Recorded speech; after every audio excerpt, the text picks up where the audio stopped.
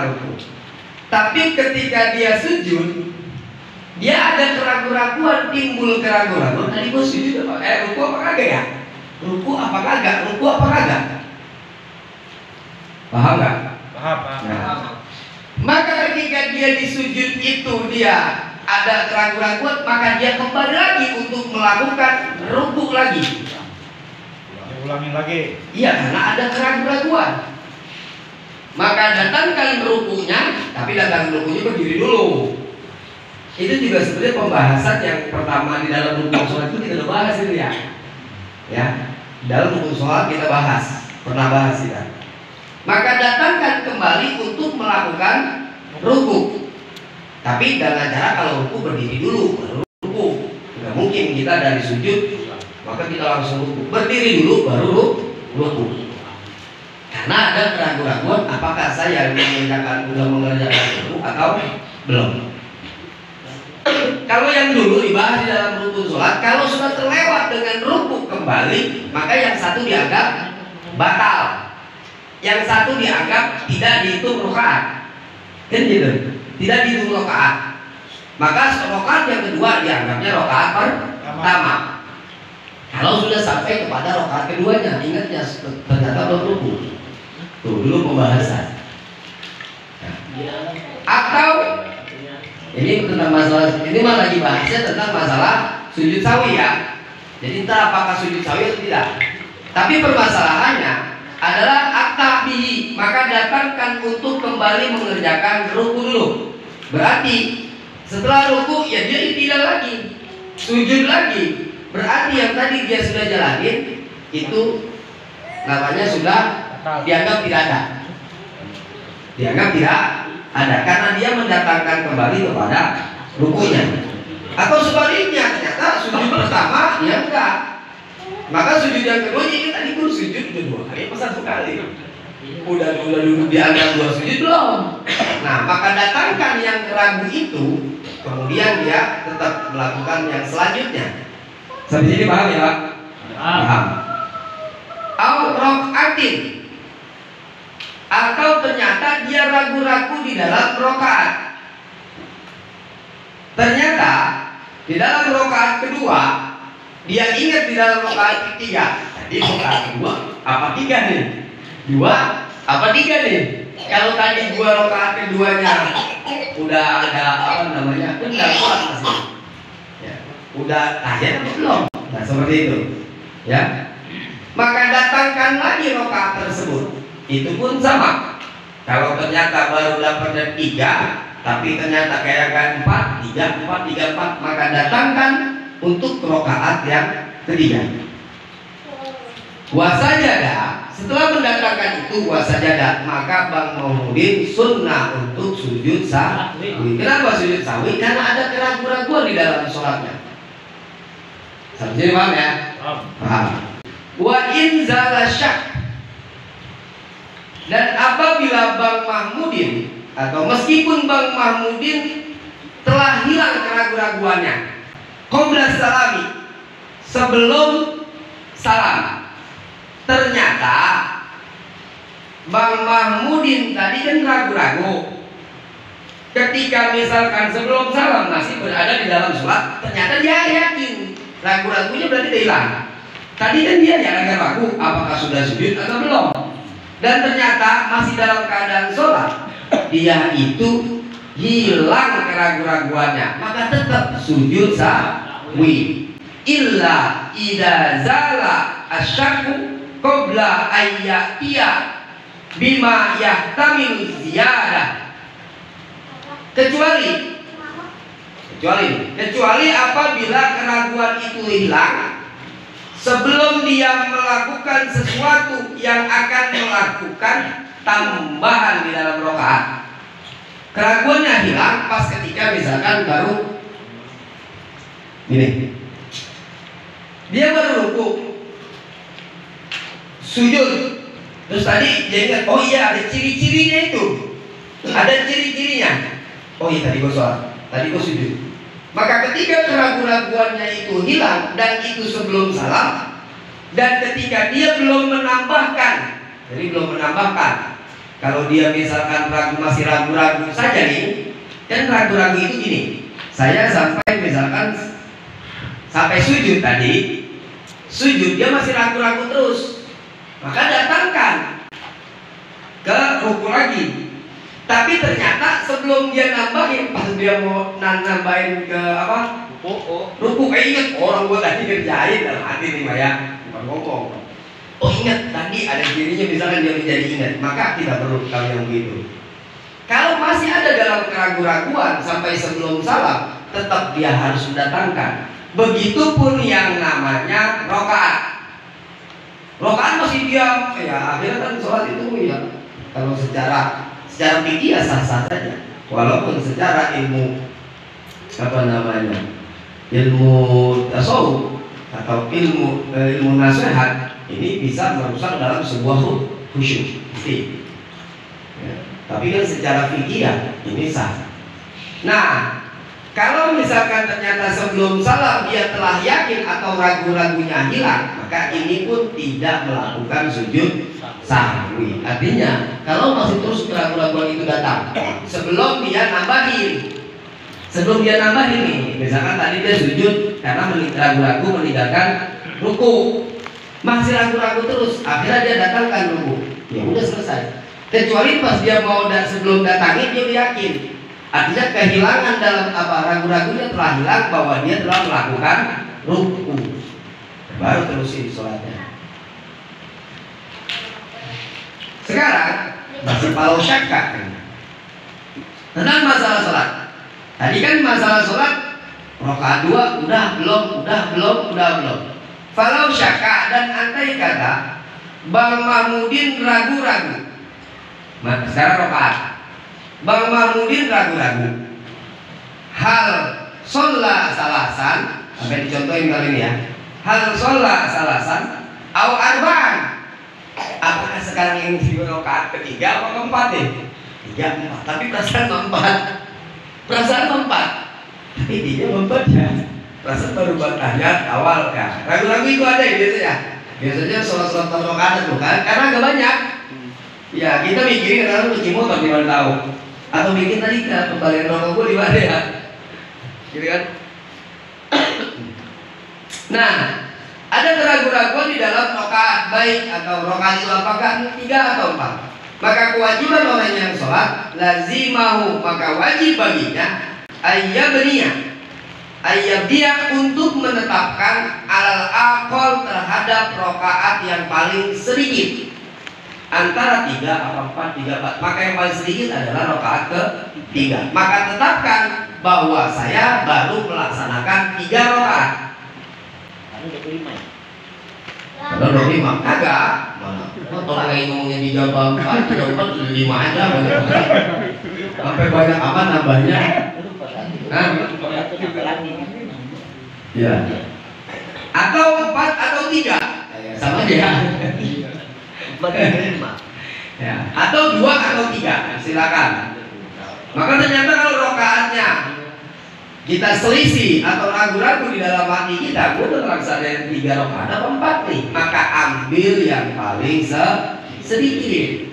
Dan tetap ba'da tasyahud akhir itu sunnah untuk melakukan sujud sahwi. Paham ya? Ini kan depan makin sulit nih, dan saya rasa pasti bakal lebih banyak pertanyaan. Jadi saya stop dulu pas udah makin sulit buat besok. Karena masih banyak banget. Kemudian berapa poin itu? Ada 4 poin ya. Kemudian kalau tadi tentang masalah wa idza dala syakka, dan apabila Bang Mahmudin hilang ragu-ragunya. Tadi ini mau ngomongin rokaat nih sekarang nih. Kalau tadi kan di atas ragu-ragunya hilang pas sebelum masa pilih itu ruku, sujud, tidak gitu ya. Kalau ini mau ngomongin rokaat, Bang Mahmudin ternyata telah hilang keraguan-raguannya. 3, 4 udah inget ya. Fi ghairil akhirati, pada selain rokaat terakhir, bukan selain daripada rakaat terakhir. Berarti selain rakaat terakhir, rakaat ketiga. Dia ingat ada dua permasalahan ya. Kalau Bang Mahmudin tadi ternyata, kalau tadi pertama adalah ragu-ragu, dalam keadaan masih ragu-ragu, maka datangkan yang paling sedikit. Sekarang ragu-ragunya hilang, udah yakin berarti ya. Ragu-ragunya hilang, dan itu selain daripada dia ingatnya selain daripada rakaat terakhir. Jadi rakaat ketiga. Iya, rakaat ketiga berarti dia ingat ya. Rakaat tiga, gua ini lagi rakaat ketiga. Ya ingat namanya. Itu namanya bukan ragu-ragu ya.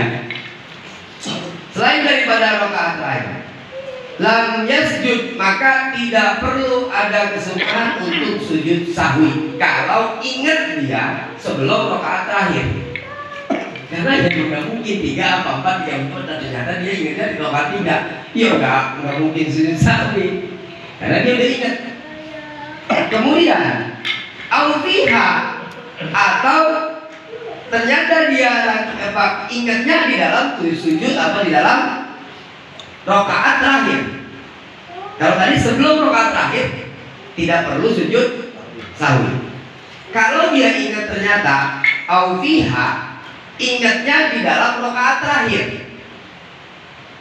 Jadi 3 apa 4, 3 apa 4, dia ingat. Oh tadi gua 3, tapi dia udah jalanin sih. Udah jalanin, tahu nggak? Kalau dia udah jalanin 3, misalkan dia udah 4. Oh tadi gua ternyata udah ngelakuin di rakaat 3 2 kali, tapi ingatnya di akhir, di dalam rakaat terakhir sajadah, maka sunnah untuk sujud sahwi. Jadi itu bermasalah. Kalau ingatnya sebelum rakaat terakhir, maka tidak perlu sujud sahwi. Kalau ingatnya di dalam rakaat keempat, maka sujud sahwi. Sekarang permasalahan lagi. Oh ternyata ingatnya setelah sholat. Ini ada permasalahan juga. Jadi kita jelas ya, ada dalil-dalil ya. Ternyata wala yadurru syak, dan tidak pengaruh atau tidak berbahaya orang yang ragu-ragu ba'da salami, ternyata setelah salam. Fitar ruknin, di dalam meninggalkan rukun. Selesai salam, kalau Pak Mahmudin sholat, assalamualaikum warahmatullahi wabarakatuh, assalamualaikum warahmatullahi wabarakatuh. Selesai dia ingat, tadi gua udah rokat gua 4 apa 3 setelah sholat ya. Maka yang begini tidak berpengaruh sekali, karena dia telah selesai sholatnya. Wajib bodoh nggak? Enggak, kan dia tidak ada batal di mana wajib bodoh. Jadi ternyata tidak menjadi maborot ya orang yang ragu-ragu setelah mengucapkan salam di dalam sholatnya. Fitar ruknin, dalam meninggalkan rukun.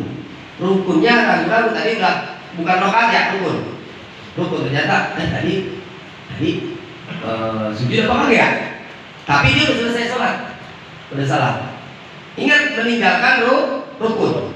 Tadi udah sujud belum, udah rukun belum.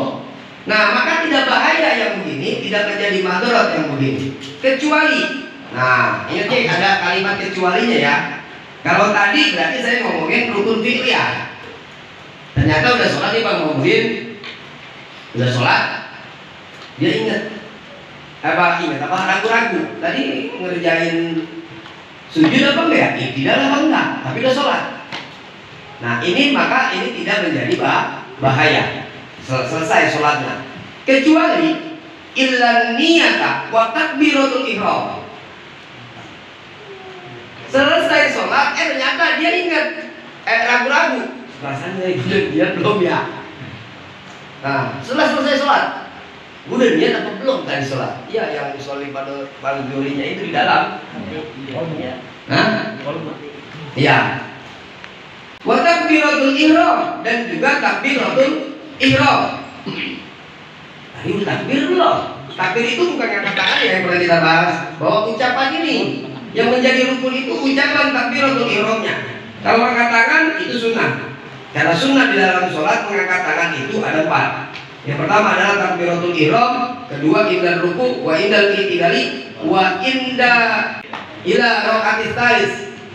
Dan keempat adalah takbiratul ihram ketika naik dalam rakaat ketiga, itu sunnah. Jadi sunnah pertama takbiratul ihram, angkat tangan. Kedua adalah mau ruku, kedua mau i'tidal, ketiga mau naik kepada rakaat ketiga. Itu sunnah. Nah, ternyata Bang Mamudin setelah selesai sholat, tadi gue niat apa enggak? Niat apa enggak? Niat apa enggak? Nah ini ketika niat apa enggak, maka sholatnya balik lagi. Berarti nggak dianggap nggak sah, karena niat perkara niat ini paling dasar. Jadi paham ya?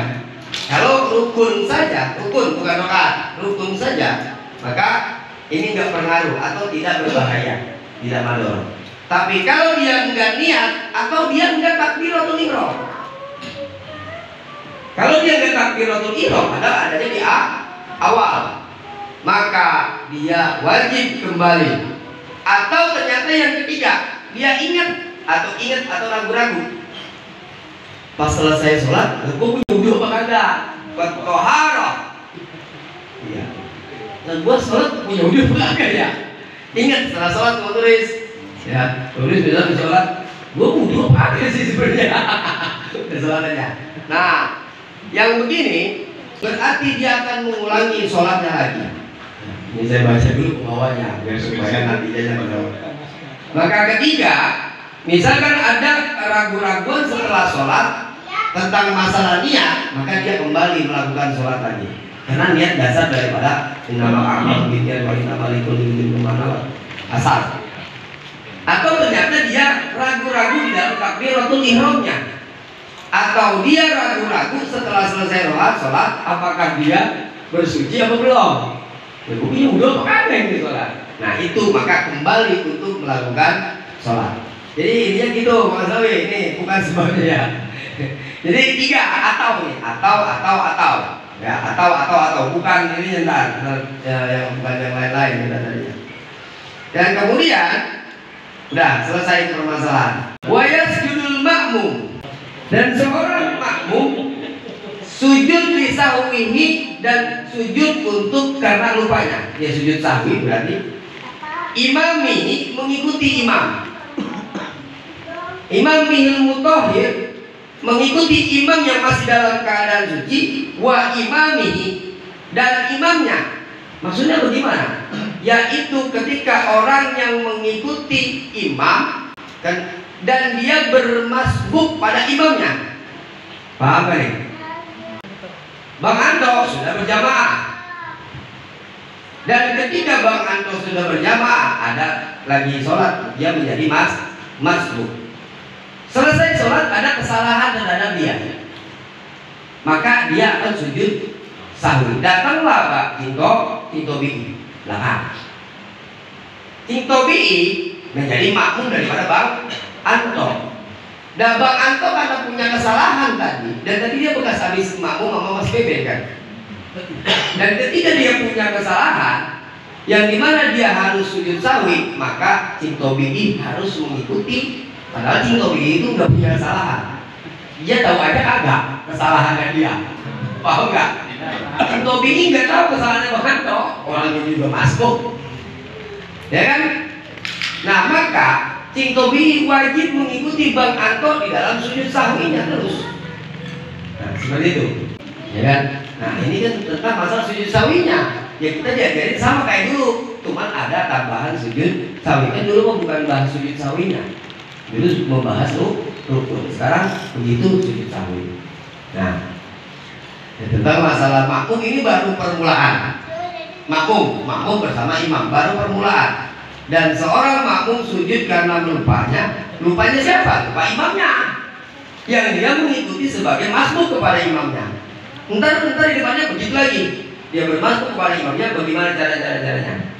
Ya, sampai ya kalau misalkan dia sampai ntar kepada ternyata belajar pengajian karena bacaannya kecil, jadi makmum, jadi imam di belakang. Kata siapa jadi pengasawi salah balik aja dia, katanya Bang Sori udah salah, dia salah duluan karena belum. Makmum bagaimana nih? Nah gitu. Ya kan udah salam. Perkiraan Bang Asawi udah salam. Pajan, sorry sebagai imam. Padahal belum. Di masjid itu belum. Kan ada tuh yang begitu kan? Yang imamnya pelan kadang-kadang nih pas takbir dia sujud aja yang paling belakang. Sujud aja, itu sering terjadi tuh kalau imam orang tua. Sujud aja, ini mana tuh jawabannya belum? Termasuk salam. Ya kan bener kan? Nah, ada banyak itu pasti kan. Biasanya di kampung-kampung tuh yang udah tua tuh biasanya. Nah, lebih banyak itu bermasalah seperti itu dengan ini. Saya rasa gitu lah. Kita jeda. Terus 10 ya. Ya, Allah a'lam. Kita jeda silakan bertanya.